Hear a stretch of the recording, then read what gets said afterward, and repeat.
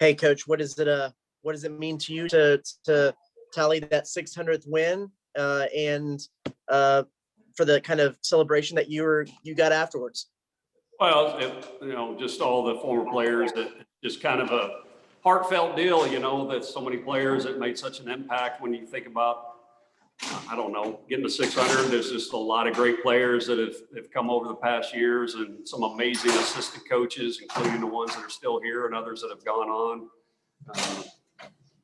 Just amazing support staff that we've had over the years, and putting us all in a great position. And, not only that, but the donors here at Texas A&M that have given us the opportunity to be really good each and every year, and most of all, the 12th man, the fans. It's just very thankful for all those people, and there's just a lot of people that have gone into it over the years, and it's just time to look back and be thankful and appreciative of all the great people that are surrounding this place. Kind of fitting for you that win number 600 was a little bit of a pitcher's duel. What can you say about what Dustin did out there and what their guy was able to do to kind of keep the runs down and keep it tight? Well, kind of our message to the team before tonight was it was going to be a Friday night fight, and it certainly was. Their guy was really good tonight. We had a chance to grab 2 from him in the first, and we did it. It was game on after that, and Science was just absolutely amazing, and he couldn't have been any better, in my opinion. He was fabulous tonight and got us deep into the game, and with 2 outs in the 8th. I mean, just an amazing performance. And offensively, we had quite a few innings set up, didn't knock them all down, but certainly Will Frizzell gave us a little breathing room there late, and then scratched another one there in the 7th to be able to breathe a little bit easier. Yeah, with the little bit of the roster flip, how much was that maximizing at bat, the amount of at bats that Will could get, or was that a little bit righty lefty? Kind of what went into bumping him up and putting him behind Ray? Well, the answer to your question is yes.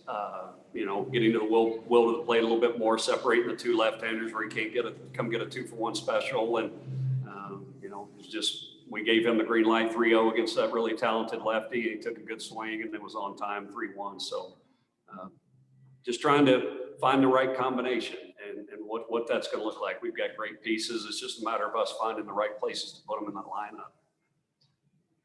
You've had nights where going deep was the way you did it. Tonight it was small ball with the wind blowing in. A little bit of a tip of the hat to what your lineup can do and the way that they can manufacture runs in different ways. Well, certainly this park can play in a lot of different ways. And tonight we came ready with a great approach. Ray started the game with a flat line drive the other way for a double, and Will Frizzell did the same thing with a flat ball to left field and 0-2 count. So I'm proud of the maturity of our lineup, and they're continuing to fight together and grind together, and it's about ready to bust open. I can just feel that. And then finally, it was a little bit of a strange one with you had the review early with I guess the obstruction call, if that's what it was, and then a little bit of an interesting thing with Moo there at the end. What did the umps tell you about the review at the beginning, and what was that conversation that seemed to kind of fire Moo up there at the end and get him through that inning? Well, they said since he started in the stretch, he had to stay in the stretch for that whole at bat, and I appreciate the umpire getting together with the rest of the crew and getting it right and allowing Moo to go back in the stretch where he's most comfortable. Gotcha. And any explanation on the obstruction early on that one? No, when you ask for a review, they are going to look at everything, and they came back and had looked at everything. Was he safe out? But they're also going to look at obstruction, and that was their call, and it stood. And I'm thankful for replay, and I haven't looked at it yet, but I'm certain it's the right call. Thanks, Coach. Congrats. Thank you, Coach. That 8th inning got a little hairy, but Menifee was able to work out of it. How big of a piece has he become at the back end of your bullpen? Well, I mean, to say he's pitching the best of his career would be an understatement. He certainly had a fabulous year for us, and he's gotten off to a great start. He's pitching with a lot of confidence, and certainly has, found his way to being the anchor of our bullpen. And I'm very happy for him and proud of him. He's certainly pitching to his potential and his capabilities. He's certainly not pitching above it. He's been really good for us. A little bit soggy tonight, stuff-wise, and the fact that we asked for 2 innings on Wednesday, and he'll need a day off tomorrow. But he was really good in a big way in that 8th inning, and had enough courage to throw that slider up there, full count, bases loaded, 2 outs. that's a big spot. And, it took a lot of courage to do that and land it and get us off the field, keep the momentum in our dugout. Sticking with Menifee, he gets that big strikeout and then celebrates quite the celebration on the field. What kind of energy does he provide to the ball club as a whole? Well, an awful lot. I mean, Mook keeps things loose off the field and in the dugout. And, he certainly has a lot of confidence out there on the mound. And I think that's what takes him from being good and makes him great is just that passion and energy.